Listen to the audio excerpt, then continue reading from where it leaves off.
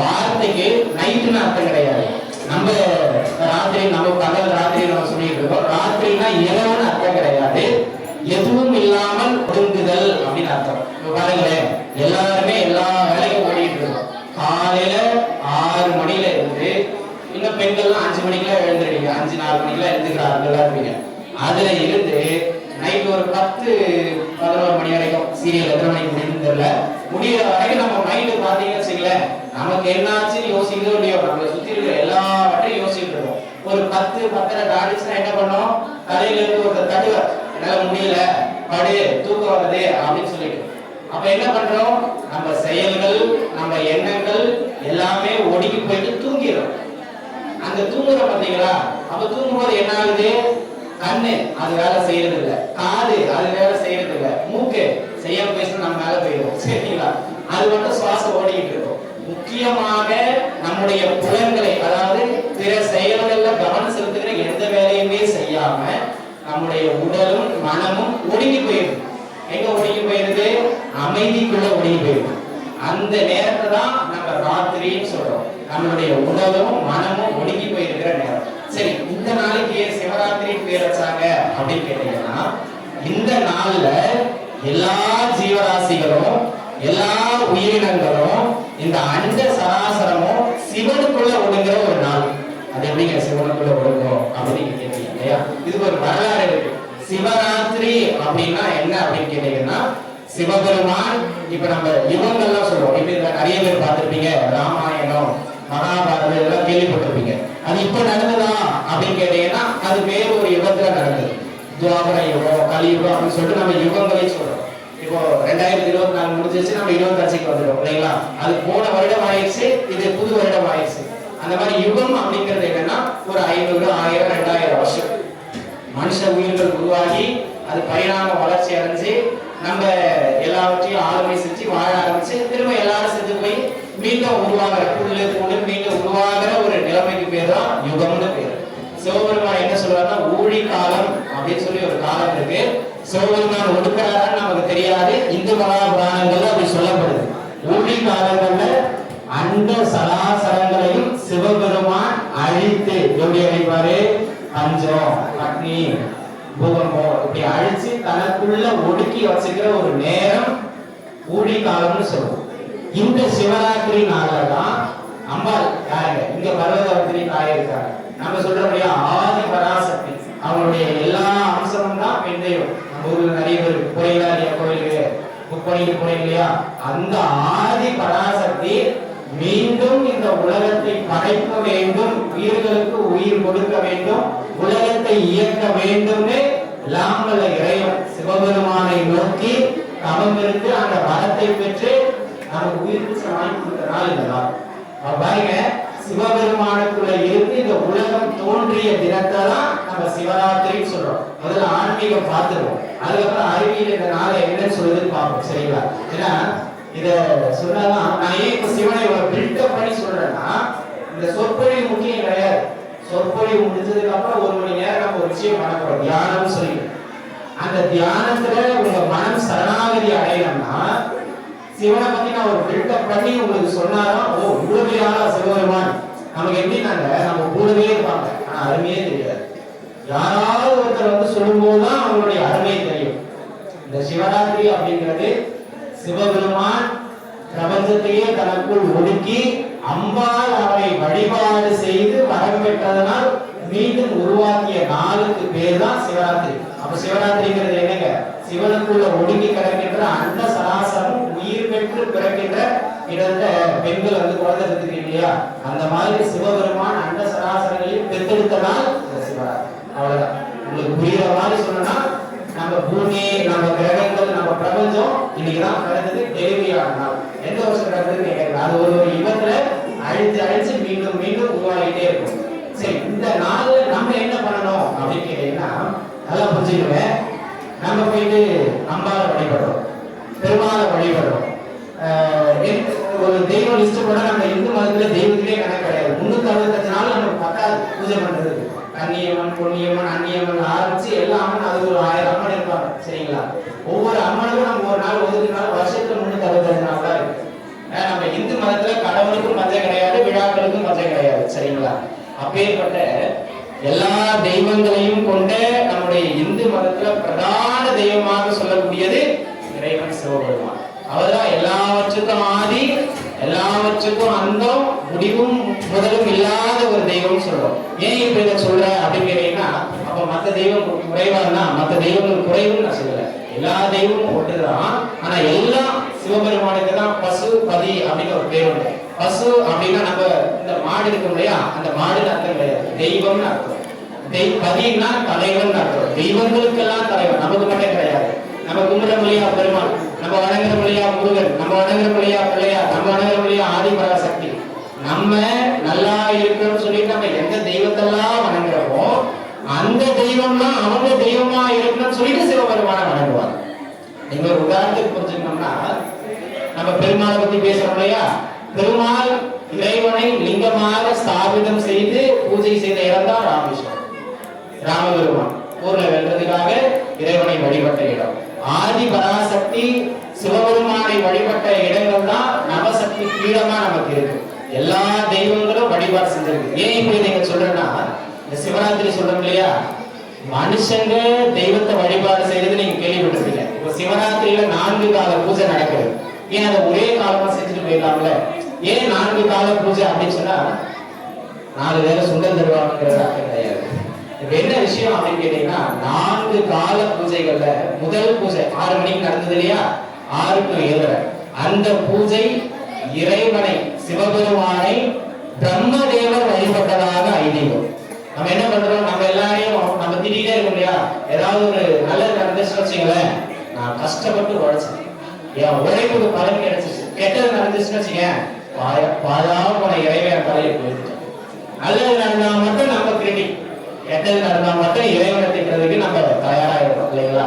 அந்த மாதிரியான உலகத்துல நம்மளை படைச்சு இதாயாவும் உதி, இதையெல்லாம் போய் அனுபவிச்சிக்க, 2 நாள் ஆடிக்க, 4 நாள் கஷ்டப்பட்டுக்க, 2 நாள் வீட்டுல சோறு போடுவாங்க, 4ஆவது நாள் பிச்சை தான் எடுக்கணும், இப்படின்னு போட்டு நம்ம விதி எழுதி அனுப்புறாரு இல்லையா, அந்த பிரம்மன், இந்த உலகத்தையே படைக்கின்ற பிரம்மன் சிவபெருமான வழிபாடு செய்கின்ற நேரம் தான் முதல் கால பூஜை.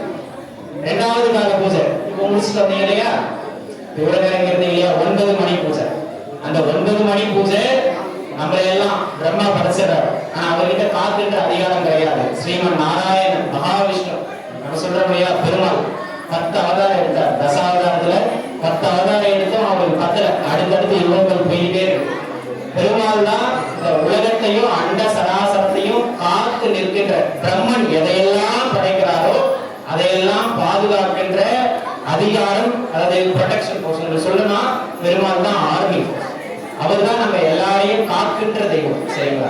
இந்த உலகத்தையே காக்கக்கூடிய பெருமாள் தான் சக்தி பெற்று இருக்கணும் அப்படின்னு சொல்லிட்டு இறைவனை வழிபாடு செய்கின்ற நேரம் தான் 2ஆம் கால பூஜை.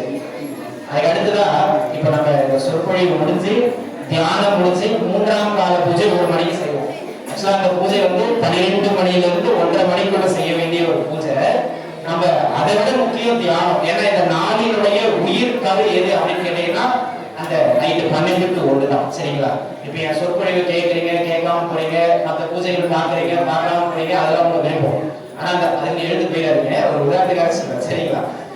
இரவு 12 மணியிலிருந்து 1 மணி அப்படிங்கிறது தான் மிக சக்தி வாய்ந்த நேரம். ஏன்னா அந்த நேரத்துல தான் இறைவன் அம்பாளினுடைய கோரிக்கையை ஏற்று இந்த உலகத்தையே, உலகம் சொல்ல முடியாது, இந்த அண்ட சராசரத்தையே 7 14 லோகங்களையும் பிரசவித்த ஒரு நேரம், உருவாக்கிய ஒரு நேரம்.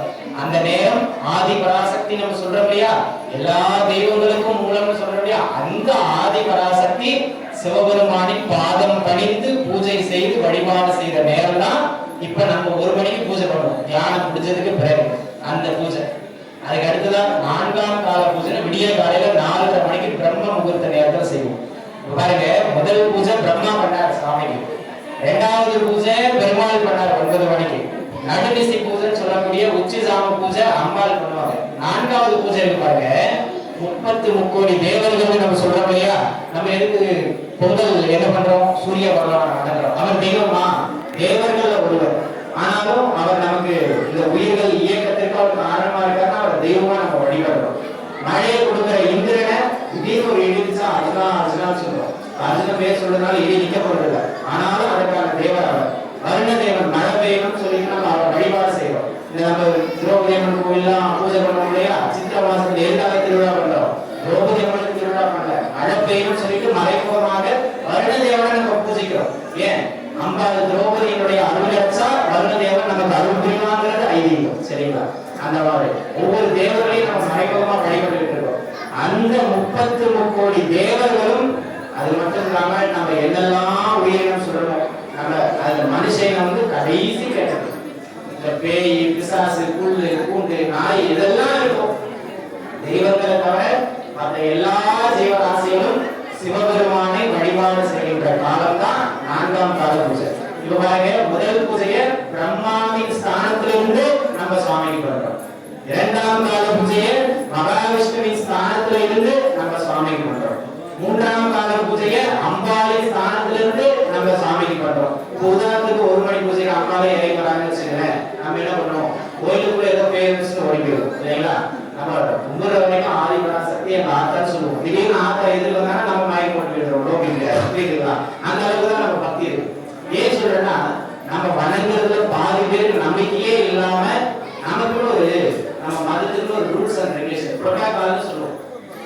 விநாயகர் சதுர்த்தியா உடலட்டிய படைய, சஷ்டி விரதமா முருகப்பெருமான வழிபாடு செய்யுங்க அப்படின்னு நம்ம ஒரு ரூல் வச்சிருக்கோம். நம்ம வழிபாடு செய்யறதோட விட்டுறோம்.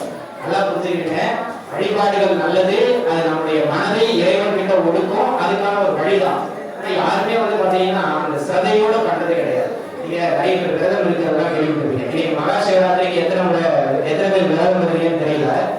விரதம் இருக்கிறவங்க சொல்லுவாங்க, நான் பால் பழம் சாப்பிட்டேன், லைட்டா 2 இட்லி தான் சாப்பிட்டேன், லைட்டா சாப்பிட்டாலும் வெயிட்டா சாப்பிட்டாலும் விரதம் 2 நிமிஷம்.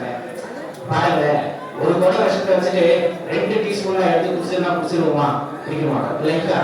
சாப்பிட்டா விரதம் கெட்டுச்சு. ஆனா இப்ப விரதம் இருந்துதான் சாமி வழிபாடு செய்யணும்னு சொன்னாரா? அப்படிலாம் ஒண்ணும் கிடையாது.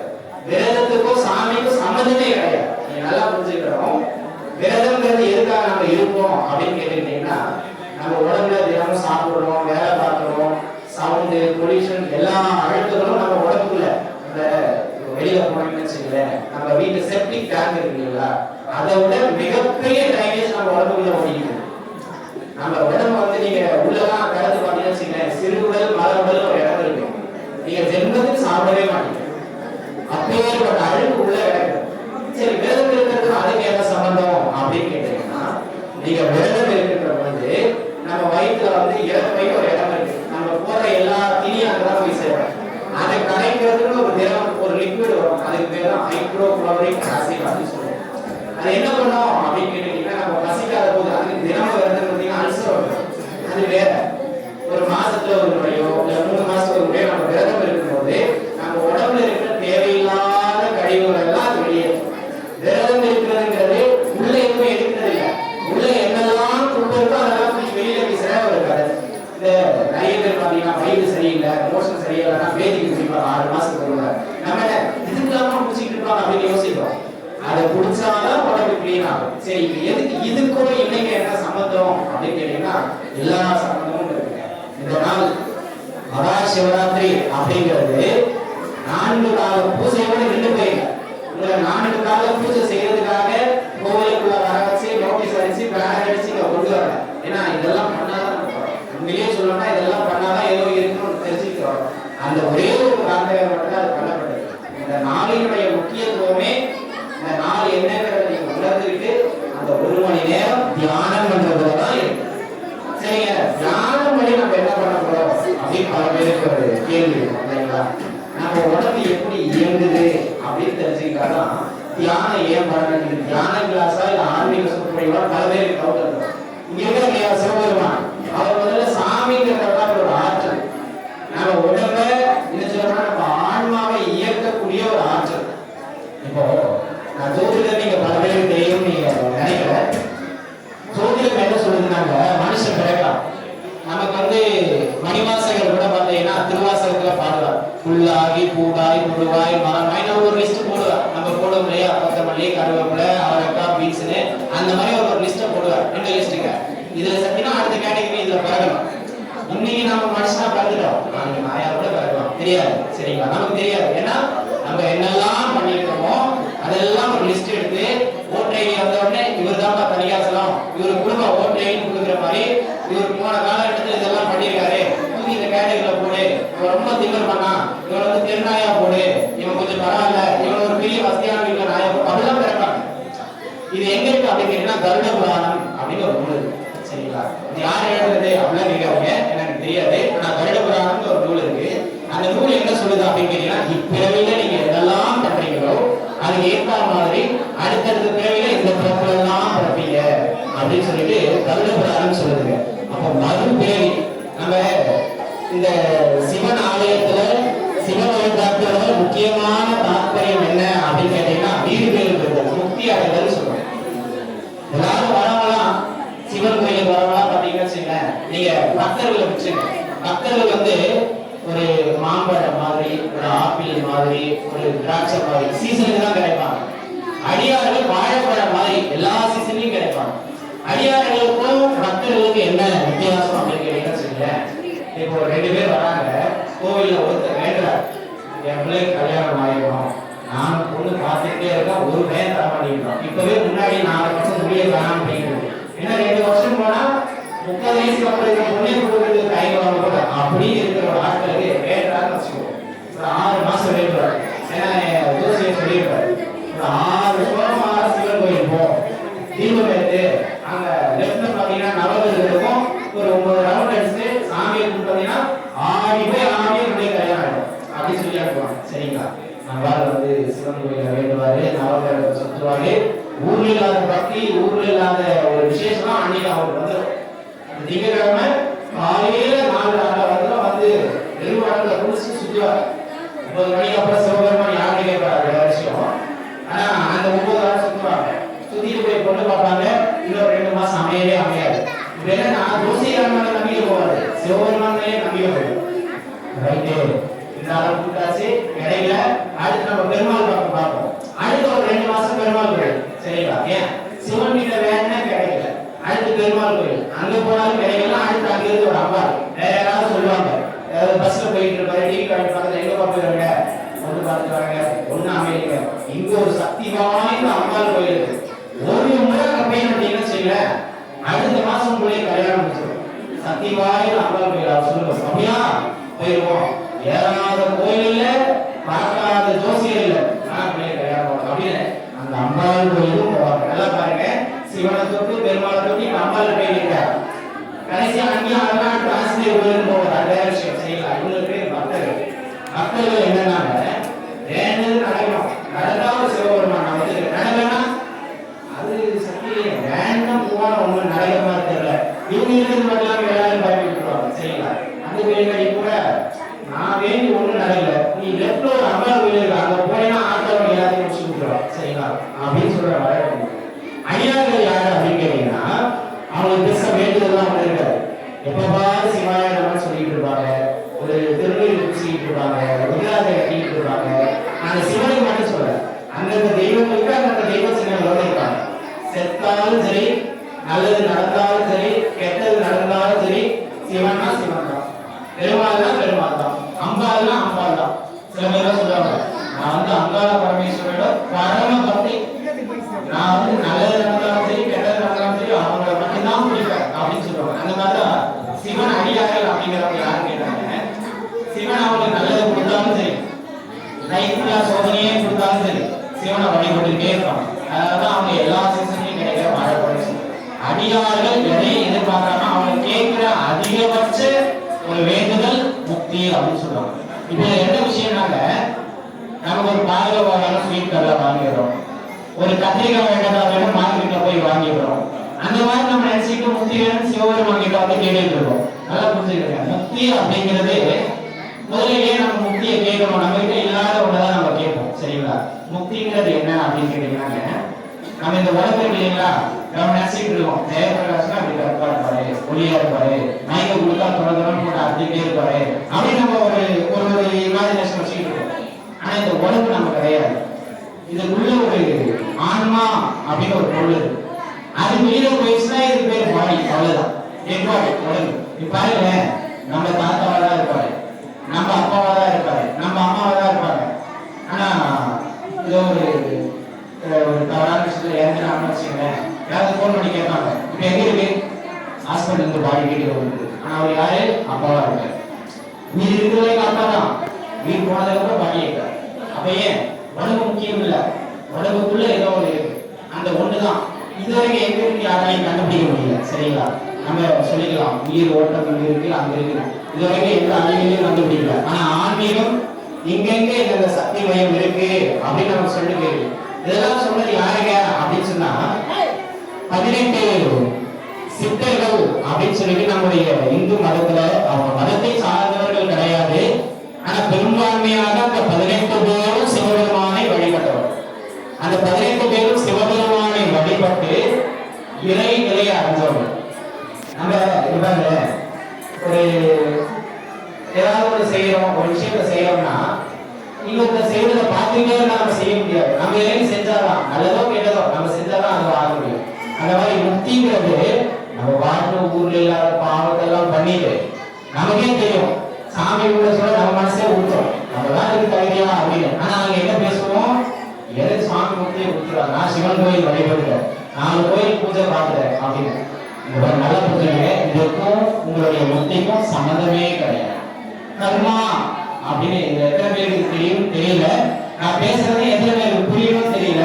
ஆனா இதை விட்டா வேற வேலை எங்க கிடைக்கணும் தெரியல, அதனால நான் பேசிடுறேன். சரிங்களா? இதுக்குள்ள ஒரு ஆன்மா இருக்கு, அந்த ஆன்மாவுக்கு வயது கிடையாது, அந்த ஆன்மாவை உங்களால உருவாக்க முடியாது, அந்த ஆன்மாவை உங்களால அழிக்கவும் முடியாது, அந்த ஆன்மாவை தொடவும் முடியாது, வெட்டவும் முடியாது, கொடுக்க முடியாது, எதுவுமே பண்ண முடியாது.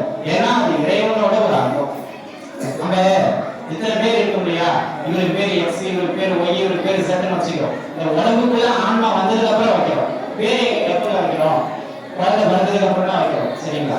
அந்த குழந்தை உருவாகிறதுக்கு முன்னாடி நீங்க நல்லா புரிஞ்சுக்கங்க, அது ஒரு செடி மரம் கொடி ஏதோ வச்சுக்கோம். நம்ம மனுஷனை வச்சே பார்ப்போம், 2 பேர் இணையறாங்க, ஒரு பெண்ணுடைய கர்ப்பத்துல ஒரு ஒரு பிண்டம் உருவாகுது. அந்த பிண்டத்துக்குள்ள ஒரு உயிர் ஆல்ரெடி வருது. அந்த உயிர் எங்க இருந்து வருது? அப்போ 2 பேர் சேரும் போது ஒரு உயிர் கிடைக்குதுன்னா அந்த உயிர் பேர் தான் பெண்களோட கருவறை இருக்கீங்க, அந்த கர்ப்பப்பை, அதுதான் கோயிலோட கர்ப்பகிரகம். சரிங்களா? அதனால எப்பவுமே இருட்டா இருக்கணும் அப்படின்னு சொல்லிட்டு இப்ப அழகாக வை போட்டுருக்காங்க, பக்கத்துலீங்க இருட்டா இருக்கணும் அப்படின்னு சொல்லிட்டு அது பேரே கருவறை. இருட்டா இருந்தாலும் அது பேர் கருவறை. எதனால நம்ம இந்து மதத்துல வந்து பெண்களை வந்து முதன்மையா பேசுறோம் அப்படின்னு கேட்டீங்கன்னா, ஒரு உயிரை உருவாக்கி வெளியில ஒரு பிண்டமா கொடுக்கிற அதிகாரம், ஒரு சக்தி பெண்களுக்கு மட்டுமே உண்டு.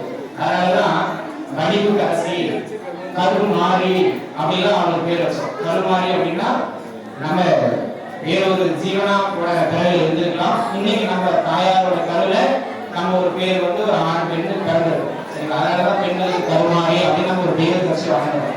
எல்லாமே வந்து ஒரு ஆசையோட தான் வாங்கினோம். சரிங்களா? இப்போ இந்த மகா சிவராத்திரினா என்ன அப்படின்னு கேட்டுக்கிட்டீங்கன்னா, மகா சிவராத்திரி அப்படிங்கிற ஒரு நாள் இந்த உலகம் முழுவதும், இந்த அண்ட சராசரம் முழுவதும், இப்ப நம்ம ஒரு வீட்டுல ஒரு ஃபேன் போடுறோம், ஃபேன் ஓடுது, எப்படி ஓடுது? மின்சாரம் இருக்கும், கரண்ட் இருக்கும். கரண்ட் எல்லாம் ஃபேன் ஓடாது, ஃபேன் இருக்கும், ஃபேன் ஓடாது. சரிங்களா?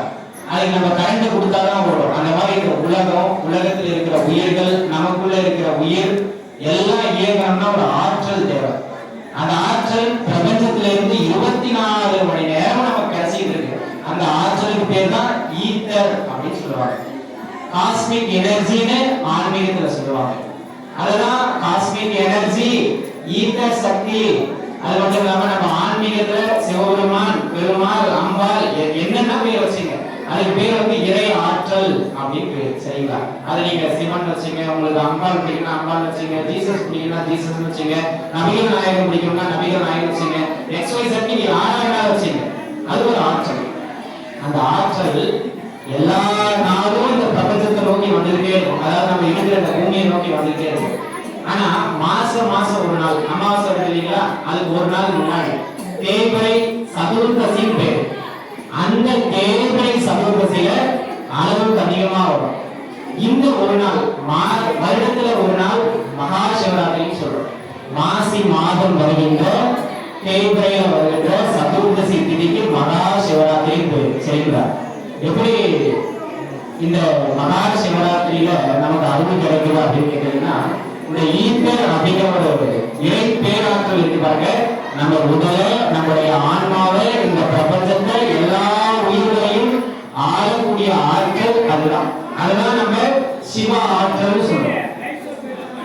நாளோட முக்கியமான நேரம் என்னன்னா நல்லா புரிஞ்சுக்கங்க. மற்ற எல்லா பூஜையும் நல்லா புரிஞ்சுங்க. இந்த ஒரு நாளோட தனி சிறப்பு என்னன்னா மற்ற எல்லா பூஜையும் நம்ம இறைவனை வழிபடுகின்ற பூஜை. இந்த ஒரு நாள் மட்டும் நம்மளே இறை பேராற்ற அடையிறதுக்கான பூஜை. உங்களுக்கு புரியுற மாதிரி சொல்லணும்னா மற்ற நாட்கள்ல நம்ம சிவனை வழிபடலாம், ஆனா இந்த நாள்ல நம்மளே சிவத்தன்மையை அடையலாம். அது எப்படி அடையலாம் அப்படின்னு கேட்டீங்கன்னாங்க, இந்த இரவு நேரத்துல நம்ம கண் விழிச்சு இருக்கோம் இல்லையா, நிறைய பேர் வேலையா பண்றது என்ன அப்படின்னு கேட்டீங்கன்னா 4 படம் பார்த்து க்ளோஸ் பண்ணுவாங்க. 4 படம் பார்க்கறதுனால ஆட்டத்தில் உள்ள இறங்காது. அவங்க படம் பார்க்கணும்னா சித்தர்கள் சொல்லியிருப்பாங்க இல்லையா, புதுசா தேட்டர்ல எந்த படம் ரிலீஸ் ஆகுதோ அதை போட்டு பாருங்க. அவங்க அதை சொல்லல, அமைதியா இருக்கணும்னு சொன்னாங்க. சரி, இன்னும் சில பேர் என்னன்னா கோயில டிராவல் பண்ணிட்டே இருப்பாங்க நைட்டு முழுக்க. இந்த உடல் அமைதியா இருக்கணும், அப்பதான் ஆற்றல் உள்ள இறங்கும். அதான் நான் சொன்னேன், நம்ம முதல்ல என்ன சொன்னாங்க, நம்ம சம்பிரதாயங்களை கரெக்டா பின்பற்றோம். சம்பிரதாயம் எதுக்காக சொல்லப்பட்டதோ அதை போட்டு உங்களுக்கு புரியுதுன்னு நினைக்கிறேன். நீங்க சம்பிரதாயங்களை பின்பற்றி வெள்ளிக்கிழமையில 4 கிழமைனா வீடு வாசல் பெருக்கி சுத்தபத்தமா வச்சிருக்கணும், எல்லாம் கிடைக்கும். நான் தப்பு சொல்லல, எல்லாத்தையும் பண்ற நீங்க ஒரு 10 நிமிஷம் உட்கார்ந்து சுவாமியை தியானம் பண்ண மாட்டேங்கிறீங்க. உங்களுக்கு புரியுதுங்களா? இலையெல்லாம் வச்சு சாப்பாடுலாம் போட்டு தண்ணியெல்லாம் வச்சு ஸ்வீட்லாம் வச்சு போயிட்டு சொல்லிட்டு போயிட்டா யார் சாப்பிடுறது? இலைய சாப்பிடணும், சாப்பாடு நம்ம தான் சாப்பிடணும் இல்லைங்களா?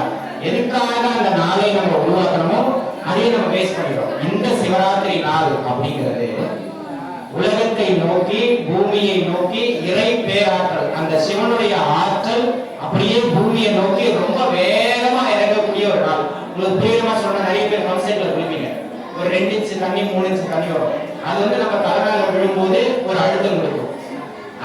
அந்த அளவுல மற்ற நாட்கள்ல ஆற்றல் நம்ம பூமியை நோக்கி வரும். ஆனா இந்த மகா சிவராத்திரி நாளன்னைக்கு பன்றியில குற்றால அருவியில கொற்ற தண்ணியில உள்ள போய் நிக்க சொன்னா தலையை வெடிச்சுற மாதிரி இருக்கும். தமிழகமான ஊத்தும் இல்லையா, அந்த ஸ்பீட்ல ரொம்ப அதிகமான அளவு இந்த பூமியை நோக்கி ஆற்றல் வந்துகிட்டே இருக்கும். அது இந்த நாள் முழுக்கவுமே வரும். பகல்ல சூரிய வெளிச்சம் இருக்கிறதுனால அந்த ஆற்றலுடைய அளவு குறைஞ்சது. இரவு நேரங்கள்ல அது ரொம்ப அதிகமா இருக்கும். நம்ம இந்திய நேரப்படி பாத்தீங்கன்னாங்க 9 மணில இருந்து நைட்டு, அதாவது 2வது பூஜை ஆரம்பிக்கிற நேரத்துல இருந்து நைட் பெரிய காலையில 2 மணி வரைக்கும் பாத்தீங்கன்னா கிட்டத்தட்ட ஒரு 6-7 மணி நேரம் அந்த ஆற்றல் ரொம்ப பலமா இருக்கும். அதுலயே ரொம்ப ரொம்ப ரொம்ப ரொம்ப ரொம்ப முக்கியமான நேரம் இந்த ஒட்டுமொத்த வருஷம் 365 நாளும் முறையா தீட்சை வாங்கி நீங்க தியானம் பண்ணா தவம் பண்ணா என்ன சக்தி கிடைக்குமோ அந்த சக்தி மகா சிவராத்திரியில இந்த நாள்ல சரியா நைட்டு 12 மணி 5 நிமிஷத்துல இருந்து 12 மணி 55 நிமிஷம் வரைக்கும் அந்த 50 நிமிஷம் அதுதான் சிவனுடைய நேரம். லிங்க உற்பத்தி காலம்னு சொல்லுவோம். லிங்கோத்தவர்னு நீங்க சிவன் கோயில் போனீங்கன்னா சிவன் சன்னிதானத்துக்கு பின்னாடி ஒரு சிலை இருக்கும், லிங்கம் இருக்கும். அதுல கண்ணு மாதிரி கட் பண்ணி ஒரு முட்டை ஷேப்ல கட் பண்ணி உள்ள ஒரு சிவன் சிலை இருக்கும். அதுக்கு பேர் லிங்க உற்பத்தி காலம்னு பேர். இது எப்படி உருவாச்சு அப்படின்னு கேட்டீங்கன்னா, நம்ம திருவண்ணாமலை இருக்கு இல்லையா, அதுக்கு ஏன் திருவண்ணாமலை அப்படின்னு பேர் வச்சதுன்னா, அண்ணுதல் அப்படின்னா தொடுதல்னு அர்த்தம். அதாவது நமக்கு எற்ற ஒரு இடத்துல இருக்கிற பொருளை நம்ம தொடுவோம், அதுக்கு பேர் தமிழ்ல அண்ணுதல். இப்ப தொட முடியாத ஒரு இடத்துல இருக்குன்னா அதுக்கு அண்ணா அப்படின்னு பாருங்க. விடுதல் அப்படின்னா கீழே போட்டுறது, விடாதன்னா போடாது, அதுக்கு எதிர அர்த்தம். அண்ணுதல்னா தொடுதல், அண்ணான்னா தொட முடியாத. அண்ணான்னா நமக்கு அண்ணான்னு அர்த்தம் கிடையாது, சரிங்களா? சின்ன அண்ணான்னா தொட முடியாதன்னு அர்த்தம். தொட முடியாத உயரத்துல இருக்கிறதுனால அந்த மலைக்கு பேரு திருவண்ணாமலை.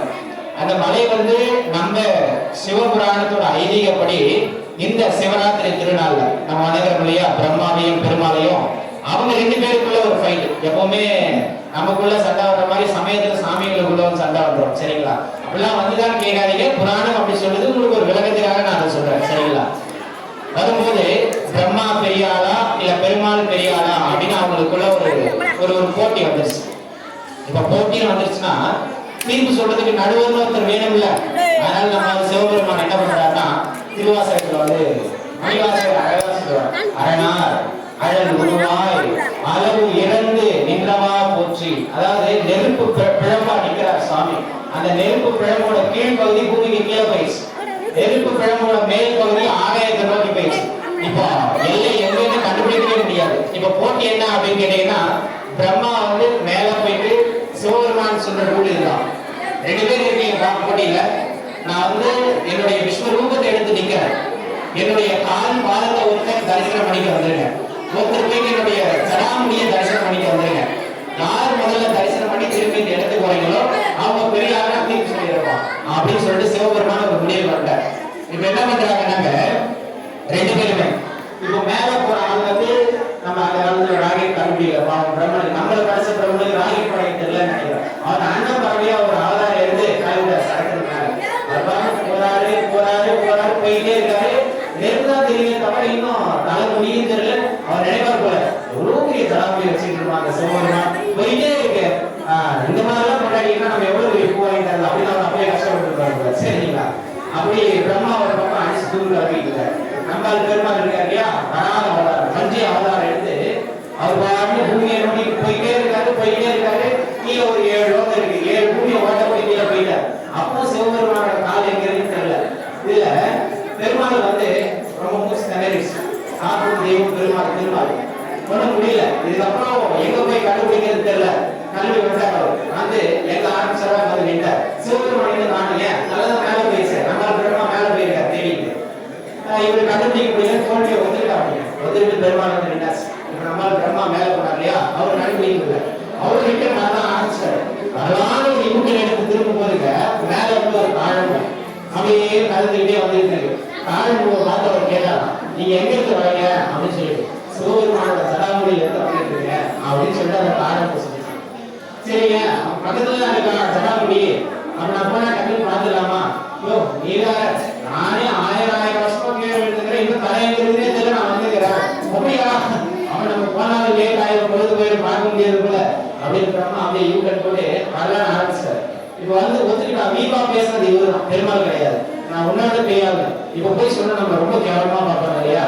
அதனால இவர் ஒரு ஷார்ட்கட்ல ஒரு ஐடியா போட்டுக்க. தாழம்பு கிட்ட ஒரு அகைனம் என்னன்னாங்க, அவர் கடவுள் இல்லையா, அப்புறம் அவர் சொல்றது கேட்கலாம் தாழம்பூவியை அழிச்சுட்டா என்ன பண்றது, ஏன்னா அவரும் கடவுள் ஒரு சக்தி வாய்ந்தவர். அப்ப தாழம்பூ கிட்ட ஒரு அகைன்மெண்ட் என்ன சொல்றாருன்னா, இந்த ஒரு படத்துல வழியை சொல்றாரு இல்லையா, கிணத்தை வெட்டிட்டேன் அதை நான் பார்த்துட்டேன்னு ஒரு எம்எல்ஏ சர்டிஃபிகேட் கொடுத்துருவேன். அந்த மாதிரி நான் சடாமுடியை பார்த்துட்டேன், அடையாளத்துக்காக நான் உன்னை அங்க இருக்குதான் எடுத்துட்டு வரேன் அப்படின்னு நானு சடாமுடி வச்சுக்கிறாரு. அந்த சொல்லுவேன், நீ ஆமா சுவாமி சொன்னா போதும் அப்படின்ட்டு அதை கூப்பிட்டாச்சு. சரி போயிருவோம் தாழம்புவோம். சரி இல்லைன்னு சொன்னா அவருக்கு பெரியாளு நம்மள ஏதாச்சும் பண்ணிட்டாருன்னா என்ன பண்றது அப்படின்னு பயத்துல தாழம்புவோம் வந்துருச்சு. இப்ப 2 பேருமே வந்துட்டாங்க. 2 பேருமே தோல்வியை ஒத்துட்டு நிக்கிறாங்க. அதாவது பெருமாள் தோல்வியை ஒத்துட்டு நின்றாருங்க, கையெழுத்து விட்டு என்னால முடியலைங்க அப்படின்னு சொல்லிட்டு. நம்மால் பெருமாள் கண்டுபிடிச்சு மாட்டார். இப்போ சுவாமி அந்த அழல் உருவம் இருக்கு இல்லைங்களா, அந்த உருவ வந்து அசரடின்னு சொல்லுவாங்க. உருவம் இல்லாத கேட்கிற குரலுக்கு பேர். நீங்க என்னுடைய பாதத்தை பார்த்துட்டீங்கன்னா பெருமாளை நோக்கி கேட்கும் போது, இல்ல நான் என்னதான் இருந்தாலும் பார்க்கிற கடவுள் நான் தான், அந்த ஒரு அகத்தை எனக்கு இருந்தது, நான் தான் எல்லாவற்றிலும் சிறந்தவனே, ஆனா உங்களுடைய பாதத்தையே என்னால தரிசிக்க முடியல, நான் என்னோட தோல்வியை வந்து என்னால முடியலன்னு சரணாகதி அடைச்சார். அதனால சுவாமி வந்து பெருமாளுக்கு ஒரு வரம் கொடுப்பார். இந்த உலகம் முழுக்கவும் உன்னோட நிறத்துல தான் காணப்படும், 6 கடல் முழுக்கவும் உன்னுடைய நிறத்துல தான் காணப்படும், இந்த உலகம் எங்கும் உன்னுடைய ஆட்சி தான் இருக்கும், நீதான் எல்லாவற்றையும் காக்கக்கூடிய தெய்வமா இருப்ப அப்படின்னு சொல்லிட்டு பெருமாளுக்கு பெருமாளுங்கிற அந்தஸ்தை கொடுத்தவரை, காக்கும் தெய்வம் மும்மூர்த்திகள ஒருவருக்கு அந்தஸ்தை கொடுத்தவரே சுவாமி தான். சரிங்களா? இப்போ அடுத்தது நம்ம இன்னும் எது தரப்பிருக்கா இல்லையா, நம்ம யாருங்க பிரம்மா, அவர் வந்து பார்த்தாச்சுங்க அந்த பிரியா ஒத்துக்கலாம்ல. சரி பாத்தீங்கல்ல என்ன ப்ரூஃப், இதான் நம்ம தாழ்ப்பு மேல இருந்தா சொல்லுங்க. தாழ்ப்பு கேட்கும்போது ஆமானே செய்ய. இப்போ சிவபெருமான் கொஞ்சம் வேட்டை கேட்கும், இல்ல பாதி ஏதாவது பிக்கப் பண்ணிட்டு வந்தார் நம்மளால அப்படின்னு அதை ஒத்துச்சு. அதனால பிரம்மாவோட சேர்ந்து இல்ல நீ ஒத்துக்கிட்டீங்கன்னா நான் அருள் பாலிச்சிருப்பேன், நான் நீ போய் சொல்லிட்டேன். அதனால எதனால போய் சொன்னேன், எல்லாரும் உன்னை பெரியார் நினைச்சு நீ வணங்குங்கிறதுனால போய் சொன்னேன். அதனால உனக்கு எங்கேயுமே சன்னிதானம் கிடையாது, என்னோட கோவில்ல ஒரு மூலையா ஆங்காங்கே இருப்பாய், அவ்வளவுதான். அவருக்கு கம்ப்ளீட்டா தனி கோவில் கிடையாது. இப்ப நம்ம உருவாக்குறதெல்லாம் வியாபார ரீதியான கோயில்கள், அதனால உலகின் தனி சன்னதி கிடையாது அப்படின்னு சொல்லிட்டு சுவாமி ஒரு சாபத்தை கொடுத்துருவார். சப்போர்ட் பண்ண ஒரே பாவத்துக்காக தாழம்பூ பார்த்துக்கிட்டீங்க அப்படின்னு சொன்னா, தாழம்பூ பார்த்துக்கிட்டீங்க அப்படின்னு சொன்னா எந்த சிவ பூஜைக்கும் பயன்படாது அப்படின்னு ஒரு சாபத்தை கொடுத்துட்டாங்க. அழகு உருவாகி என்ற இறைவன் 2 பேருமே தோற்று போனதுனால அவருடைய உருவத்தை சுற்றி அருள் பாலிச்சாங்க. அந்த இடம் தான் திருவண்ணாமலையில இப்ப இருக்கிற இடம்.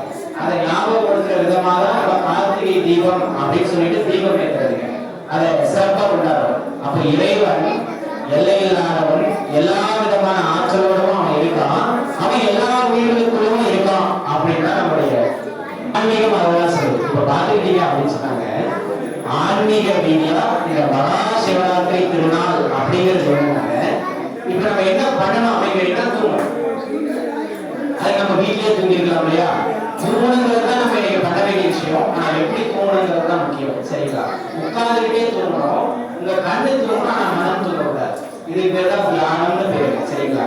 இப்ப இந்த ஒரு 5 நிமிஷத்துல உங்களுக்கு ஏதோ ஒரு கும்மி பாட்டு பாடப்படுறாங்கன்னா, அது சோர்ந்து போயிட்டீங்க, பேசிக்கிட்டே பாதி பேர் இப்போ சிவலோகத்துக்கு டிராவல் பண்ணிட்டு இருக்கீங்க தூக்கத்துல, அவங்க ஒரு கட்டி எழுப்புறதுக்கு ஒரு 5 நிமிஷத்துல கும்மி பாட்டு வந்துடும். நான் சுருக்கமா ஒரு 5 நிமிஷத்துல இந்த நாளுடைய முக்கியத்துவம் என்னன்னு சொல்லிடுறேன். இந்த ஒரு நாள், இந்த ஒரு மணி நேரம் நம்ம சிவபெருமானை வழிபட்டு ஒன்று அடைய போறது இல்லை. ஆனா சிவனையே இன்னைக்கு மரமா நம்ம கேட்கக்கூடிய அளவுக்கு நமக்கு ஆற்றல் கிடைக்கிற ஒரு நாள். அதை புரிஞ்சுக்கோங்க. அதை எப்படி கேட்கணும் அப்படின்னு கேட்டுக்கிட்டீங்கன்னாங்க, இப்ப இந்த ஒரு மணி நேரம் தியானம் பண்ண போறோம். அந்த தியானத்துல அமைதியா உட்கார்ந்து, தயவு செஞ்சு போன வருஷமா தெரியாதுங்க, குறிப்பா நான் பசங்களுக்கு தான் சொல்றேன்.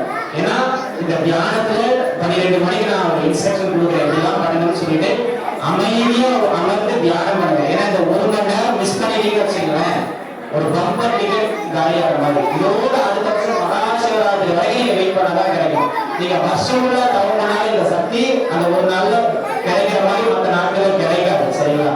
அதனால யார் ஆடிக்கிட்டு இருந்தாலும் சரி, யார் பாடிக்கிட்டு இருந்தாலும் சரி, நீங்க வாழ்க்கையோட வேலையில கண்ணும் கருத்துமா இருக்கணும். சரிங்களா?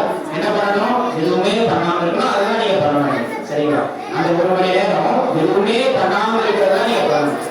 உங்களுடைய கை எப்படி தியானம் பண்றதுங்கிறத நான் சுருக்கமா சொல்லி முடிச்சிடுறேன். ஏன்னா அந்த ஒரு திரும்பவும் சொல்றேங்க, இவ்வளவு நாள் நீங்க இவ்வளவு நேரம் கண்ணு முடிச்சது பெரிய விஷயம் கிடையாது. அந்த ஒரு மணி நேரத்தை முறையா பயன்படுத்திக்கிடுங்க அப்படிங்கிறது ரொம்ப முக்கியமான விஷயம். இந்த நேரம் சிவபெருமானுடைய நேரம். நீங்க சிவனுக்கு நிகரான ஆற்றலை, சிவ ஆற்றலை உங்களுக்குள்ள அடையக்கூடிய நேரம். நம்ம உடம்புல ஒரு 7 சக்கரம் இருக்கு. சரிங்களா? எங்க இருக்குன்னு கேட்காதீங்க. சக்கரம்லாம் தெரியாது. சக்கரம்னா ஒரு சக்தி பீடம். சரிங்களா? அந்த ஒரு புள்ளியில ஒரு ஆற்றல் மையம் இருக்கும். அதை நம்ம டச் பண்ணும் போது, அது அதிர்வடையும் போது நம்மளுடைய ஆன்மா பலமடைஞ்சிடும். சரிங்களா? இப்போ எல்லா சக்கரத்தையும் நம்ம ஆக்டிவேட் பண்ண போறது இல்லை.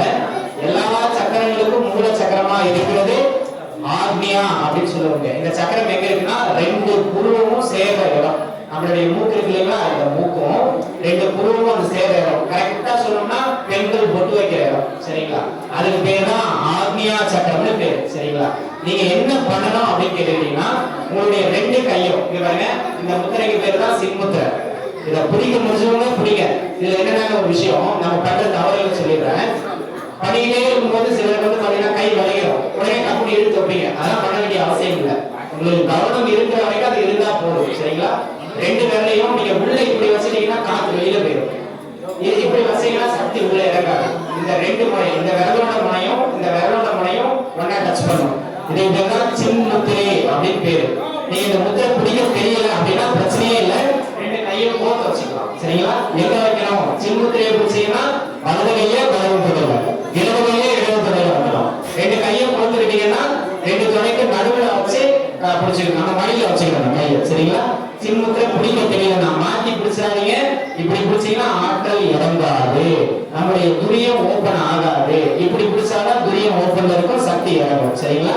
இந்த சின்முத்திரை வைக்கணும், ஒரு முறை வச்சு பழகிங்க. என்ன பண்ணணும் தியானத்துல அப்படின்னு கேட்டுக்கிட்டீங்க, அமைதியா உட்காந்து தியானம் பண்ண ஆரம்பிச்ச உடனே நான் ஒரு சில இன்ஸ்ட்ரக்ஷன் சொல்லுவேன். சரிங்களா? நம்முடைய உடம்புல எப்படி இந்த சிவ ஆற்றல் இறங்குதுன்னா, மூலாதாரம்னு ஒரு சக்கரம் இருக்கு. அது எங்க இருக்கு அப்படின்னு கேட்டீங்கன்னாங்க, நம்ம முதுகெலும்பு போகுது இல்லையா, முதுகெலும்பு போய் நம்ம உடம்புல கீழே ஒரு இடத்துல முடியும். அதாவது உங்களுக்கு புரியுற மாதிரி சொன்னோம்னா, நம்ம மோஷனும் யூரினும் போற இடத்துல முடியும். அந்த மலம் போற இடத்துக்கும் யூரின் போற இடத்துக்கும் இடையில இருக்கிற ஒரு கேப்புக்கு தான் மூலாதாரம்னு பேரு. நம்ம இவ்வளவு நேரம் சிவன் சிவன் சிவன் சொல்லி கட்டிட்டு இருக்கோம் இல்லையா, அந்த ஆற்றலுக்கு பேர் தான் தவத்துல குண்டலினின்னு சொல்லுவாங்க. அந்த ஆற்றல் அந்த இடத்துல தான் இருக்கும். அத இன்னைக்கு என்ன பண்ண போறோம்னா, தட்டி மேல தூக்க போறோம். எதை வச்சுக்க தூக்க போறோம்னா, நம்ம மன எண்ணத்தை ஆக்னியா சக்கரத்தை வச்சு தூக்க போறோம். எல்லா சக்கரங்களுக்கும் இந்த சக்கரம் தான் பிரதானம்.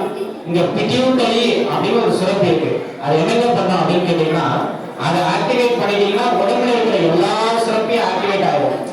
எங்க வீட்டுல இருக்கிற செல்போனே என்னால ஆக்டிவேட் பண்ண முடியும், இதெல்லாம் ஆக்டிவேட் பண்ணி என்ன பண்ண போறோம் அப்படின்னு கேட்பீங்க.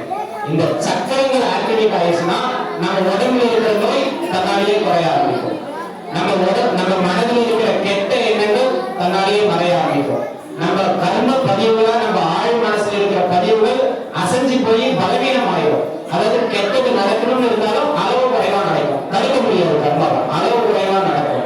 அதனாலதான் ஞானிகள் சொன்னாங்க, பூர்வ மத்தியில கவனத்தை வச்சு ஈஸ்வரன் நினைக்கணும். இந்த சிவபெருமான் நம்ம உடம்புல இருக்கிற உயிரோட்டம் இருக்கக்கூடிய இடம் எதுனா நெத்தி கொண்டுதான். அந்த நெத்தி கொண்டுலயே கவனத்தை வைக்கணும். என்னங்க இதை சொன்ன எல்லாருமே உட்கார்ந்து தூங்கின 18 சித்தர். ஆனா உட்கார்ந்து தூங்கின யார் சொன்னதையும் படுத்துட்டு தூங்கின நம்ம யாருமே கேட்கவே இல்லை. அதான் இப்ப பிரச்சனை. இன்னைக்கு பண்ண வேண்டிய ஒரே ஒரு விஷயம், நான் ஒரு முதல் 5 நிமிஷம் தியானம் ஆரம்பிச்ச உடனே சரியா 12 மணிக்கு நம்ம ஆரம்பிச்சிருவோம். உங்க ஆத்மியா சக்கரத்துல நான் எல்லாம் இப்படியே சொல்றேன், பூர்வ மத்தியில கவனம் வைங்க அப்படின்னு சொல்லும்போது பூர்வ மத்தியில கவனம் வைங்க, சரிங்களா? அதுக்கு அடுத்ததா உங்களுடைய குண்டலின் சக்தி மேலே எழுந்தது அப்படின்னு நான் சொல்லும் போது ஒண்ணும் ஏறாது. ஆனா நீங்க நினைக்கணும், சரிங்களா? இப்போ கண்ணை மூடிக்கிட்டு மாமியார் சொல்ல கோபம் வருதா இல்லையா? அந்த மாதிரி நம்மளுடைய பின் முதுகுல இருந்து ஏதோ ஒரு சூடா மேலே ஏற மாதிரி நீங்க ஃபீல் பண்ணுங்க. ஒண்ணும் ஏறாது, ஏறுற மாதிரி ஒரு 5 நிமிஷம் நீங்க ஃபீல் பண்ணுங்க. அப்புறம் அதுவா ஏற ஆரம்பிக்கும், சரிங்களா? ஏன்னா ஒண்ணுமே இல்லாத ஒரு விஷயத்துல நம்ம உணவு கொடுத்தோம்னா அது நடக்கும். அதுக்கு பிறகு திரும்ப ஆர்மியா சக்கரம் சொல்லும்போது இங்க கவனம் வந்துடும். அடுத்த 1 மணி நேரம் நம்ம கவனம் முழுக்கவும் பூர்வமதியில தான் இருக்கணும். திரும்பவும் சொல்றேன், மிஸ் பண்ணிட்டீங்கன்னா இந்த 1 மணி நேரம் கிடைக்காது. இந்த பூர்வமதியில கவனம். இப்ப நீங்க கண்ணை மூடின உடனே வந்து பாத்தீங்கன்னா கவனம் இங்க போயிருமானா போகாது. அது போராடி கொண்டு வரதுக்கு 1 மணி நேரம் ஆகும். அதுக்கு சிம்பிளா ஒரு ட்ரிக்ஸ் சொல்றேன். ஒண்ணுங்க என்ன பண்ணணும், நம்ம கரெக்டா கவனிக்கிறோமான்னு எப்ப தெரிஞ்சுக்கணும் அப்படின்னு கேட்டீங்கன்னா, நம்மளுடைய மூக்கு இருக்கு இல்லையா, மூக்கு இருக்கு இல்லையா, அந்த மூக்கு நுனிய 2 கண்ணாலே இப்படி பார்க்கணும். இப்படி பார்த்தீங்கன்னா இங்க ஒரு வழி வரும். ஜஸ்ட் என்ன டைப் பண்ணி பாருங்க. எல்லாரும் வளர்ந்தாங்க பாருங்க. மூக்கு நுனியில நீங்க பார்வையை வச்சீங்கன்னா ஒரு 10 செகண்ட் இங்க வழி வந்துடும். ஏன்னா இது இந்த 2 பார்வையை இந்த மூக்குல நீங்க வைக்கும் போது ஆத்மியா வந்து ஆக்டிவேட் ஆக ஆரம்பிச்சிடும். இங்க லைட்டா வலியோ இல்ல நம்பிக்கிற உணர்வோ ஏதோ ஒண்ணு இப்ப இயல்பா இருக்கும்போது எதுவுமே இல்லை. அங்க ஏதோ ஒரு உணர்வு வந்துச்சுன்னா நீங்க கரெக்டா கவனத்தை கொண்டு போயிட்டீங்கன்னு அர்த்தம். ஏன்னா நிறைய பேருக்கு தெரியாது. ஆத்மியா கவனிக்க சொல்ல நம்ம நெத்தி போட்டு தான் கவனிக்கணுமா இல்ல வேலைக்கும் கவனிக்கணுமான்னு தெரியாது. இந்த ரேஞ்சில நீங்க கவனத்தை எங்க வச்சாலும் சரி, 1 ரூபாய்க்குள்ள சைஸ் தான் அந்த லேண்ட் இருக்கும், அது ஓப்பன் ஆகும், சரிங்களா? எப்போ ஓப்பன் ஆகும்? இன்னைக்கே ஓப்பன் ஆகிடும்னா இல்ல, அதுல ஆரம்பிக்கும். வீட்டுக்கு போய் நீங்க தினமும் ஒரு 10 நிமிஷம் பண்ண இந்த சிவராத்திரிக்கு ஓப்பன் ஆகலாம், இல்ல அடுத்த மாசம் ஓப்பன் ஆகலாம். இந்த தவத்தின் வலிமையை போட்டு சரி அதை ஓப்பன் பண்ணி என்ன பண்றது அப்படின்னு கேட்டீங்கன்னா, இறை பேராற்றலை நீங்க உணரக்கூடிய ஒரு அமைப்பு. அதை உணர்ந்தீங்கன்னு வச்சுங்களேன், யாரு மேலேயுமே கோபம் வராது. எல்லா உயிர்கள்கிட்டையும் இறக்க வரும். மாமியாரை பார்த்தா கூட அம்மாவை பார்க்குற மாதிரி தான் இருக்கும். புருஷனை பார்த்தா கூட நம்ம பணிவா தான் பார்ப்போம். இவர மாதிரி ஒரு மகராசன் உள்ளுக்குள்ள இதுக்கு முன்னாடி திட்டிருப்போம், ஆனா இப்ப மகராசன் தான் சொல்லுவோம். அந்த மாதிரி எல்லார் மேலேயும் ஒரு அன்பு தரும். ஏன்னா இந்த பிட்யூட்டரி சுரப்பி ஆக்டிவேட் ஆயிடுச்சுன்னா அதுக்கு அன்பு தவிர எதுவுமே தெரியாது. அப்போ நல்லா புரிஞ்சுக்கிட்டே இது சிரிக்க வேண்டிய விஷயம் இல்லை. எல்லா உயிர்கிட்டையும் அன்பு வந்துச்சுன்னு வச்சுங்களேன், நம்ம யாரை பார்த்தும் புறாமப்படுறது இல்லை, யாரை பார்த்தும் கோபப்படுறது இல்லை. யாரை பார்த்தும் கோபமோ பொறாமையோ வஞ்சமோ படலைன்னா நம்ம வாழ்க்கையில கர்மாவே உருவாகல. கர்மாவே உருவாகலைன்னா கர்ம பந்தத்துல நம்ம இணையவே மாட்டோம். கர்ம பந்தத்துல நம்ம இணையவே மாட்டோம்னா அடுத்த பிறப்புன்னு ஒண்ணு கிடையவே கிடையாது. இதனால 18 சித்தர்களும் தவம் பண்ணுங்க, இறைவன் கோவில்ல எல்லாம் உங்க பூர்வ மத்தியில இருக்காரு, உங்க உடம்புக்குள்ள இருக்காரு அப்படின்னு சொல்லிட்டு எத்தனையோ சித்தர்கள் சொல்லிட்டு போயிட்டு இருக்காங்க. அகத்தியர் சொன்னாரு, அனுமதி செம்மையானால் மந்திரம் சொல்லணும்னு அவசியம் இல்லை, மன செம்மையாயிடுச்சுன்னா நீ தியானம் பண்ணணும்னு அவசியம் இல்லை. அந்த மாதிரி திருமூலர் ஒரு சித்தர் இருக்காரு. அவர் என்ன சொன்னாருனாக்க, பூர்வ மத்தியில கவனம் வை, சிவனை உணரலாம், சிவ தத்துவத்தை நீ உணரலாம்னு சொல்லிட்டு பூர்வ மத்தியை மட்டுமே தியானம் பண்ணி ஆத்மியா சக்கரத்தை தந்தவர். இங்கேயோ நீங்க தியானம் பண்ணீங்கன்னா ஒரு உணர்வு வரும். சூடாகிற மாதிரி ஒரு சிலைக்கு இருக்கும், அழுத்துற மாதிரி இருக்கும், குத்துற மாதிரி இருக்கும், நமிக்கிற மாதிரி இருக்கும், ஏதோ ஊறுற மாதிரி இருக்கும். எது வந்தாலும் ரைட், ஏதோ பூச்சி வந்துச்சுன்னு பயந்துடாதீங்க. அது வந்துருச்சுன்னா நீங்க கரெக்டா பண்ணீங்க. அது வரலன்னா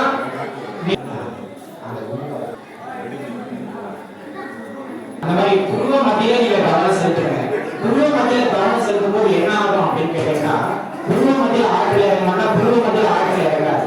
நீங்க இந்த கவனம் செலுத்த இந்த உணர்வு வர உச்ச நிலையில துரியம்னு ஒரு சக்கரம் இருக்கு.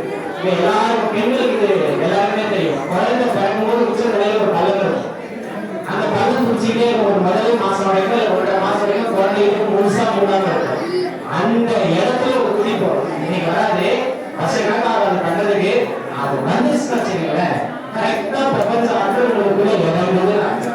நீங்க கூடிய சீக்கிரத்துல சிவனாக போறீங்க, சிவனாவே ஆயிட்டீங்கன்னா நமக்கு எதுக்கு பொண்ணு தேவை, பொண்ணு தேவை, அது தேவை, இது தேவை, எவ்வளவு தவையில எந்த பிரச்சனையும் இல்லை, கர்மா இல்லை, நம்ம டேரக்டா டிக்கெட் வாங்கிடலாம் சிவராத்திரி. சரிங்களா? அந்த ஒரு விஷயத்துக்காக இந்த மகா சிவராத்திரி கொண்டாடப்படுது. ஏன் இன்னைக்கு தியானம் பண்ணோம்னா, மற்ற நாள்ல தியானம் பண்ணும்போது நம்மளால குண்டலினியை எழுப்ப முடியலாம், முடியாமே போகலாம். ஒரு குருநாதனுடைய துணை நமக்கு தேவை. இப்ப நீங்க கவனம் வைக்கிறதுனால எல்லாருக்கும் குண்டலினி சக்தி ஏறுமானா ஏறாது. ஒரு குருநாதர் அந்த தொட்டு தான் குண்டலினி சக்தி ஏறும். இப்ப நீங்க நம்ம என்ன பண்ண போறோம் அப்படின்னு கேட்டீங்கன்னா, சிவபெருமான குருவா நினைச்சு, இங்க இருக்கிற யோகேஸ்வர பெருமான குருவா நினைச்சு அவர் வந்து ஏன் தொடர்பதில்லை. ஆனா நீங்க தொட்டு தீட்சை கொடுத்து இன்னைக்கு இறைவனாக இருக்கிற சிவன் குருவனாக வந்து வருவாரன்னு கேட்டா வருவார். மணிவாசக பெருந்தகை அதான் சொல்றாரு, அருபரத்தோடன் அவனையில் வந்து குருவனாகி அருணைய பெருமையை அப்படின்னு சிவபிராணத்திலே சொல்றாரு. நீங்க வேண்டினா சிவன் உங்களுக்கு குருவா வருவார். வந்து அவர் ஆத்மியா சக்கரத்தை ஆக்டிவேட் பண்ணிட்டார் அப்படின்னு சொன்னா உங்களுடைய குண்டலினி இன்னைக்கு கூட எழுப்பலாம். எனக்கு தெரியாது, சரிங்களா? அந்த மாதிரி குண்டலினி ஆற்றலை மேலே எழுப்பணும். அதை எழுப்புறது இன்னும் எளிமையா இருக்கும். ஏன்னு சொன்னாங்க, இன்னைக்கு அந்த ஆற்றல் பிரபஞ்ச ஆற்றல் நம்ம தலைவலியா உள்ள போகும்.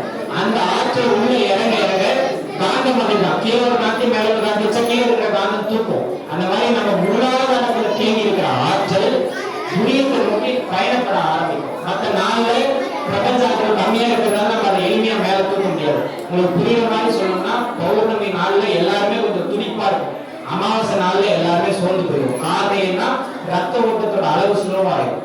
அந்த மாதிரி சுழுமுனைன்னு ஒரு நாடி இருக்கு. 72,000 நாடி நரம்புல நம்மளுடைய மூலாதாரம் மோஷன் போற இடத்துல இருந்து உச்சந்தல ஓட்ட வரைக்கும் ஒரு நரம்பு வரும்.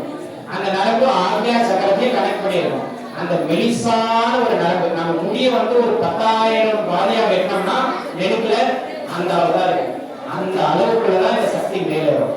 அந்த சக்தி மேலே இருக்கணும்னா இந்த கவனம் புருவ மத்திக்கு வரும். ஒரே வரையில சொன்னோம்னா சிவபெருமான் நம்ம உடம்புக்குள்ள இருக்கிற இடம் புருவ மத்தி. அதை இன்னைக்கு லிஃப்ட் பண்ணி தூக்குறதுக்கான ஒரு அற்புதமான நாள்.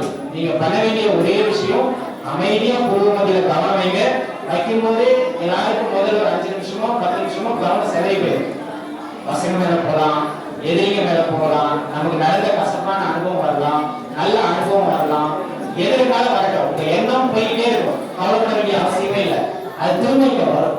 வரும்போது அந்த கவனம் செலுத்துங்க. நீங்க இந்த 1 மணி நேரத்துல முழுமையா 5 நிமிஷம் கவனம் செலுத்தினீங்கனாலும் ஆற்றல் இறங்கிடும். ஒரு 5 நிமிஷம் பிரேக்கு பாட்டு போடுவாங்க. சரியா 12 மணி 5 நிமிஷத்துக்கு நம்ம தியானம் தொடங்கிடுவோம். பாட்டை பார்த்துட்டு 12 மணிக்கு வந்து உட்காந்துருங்க. சரிங்களா?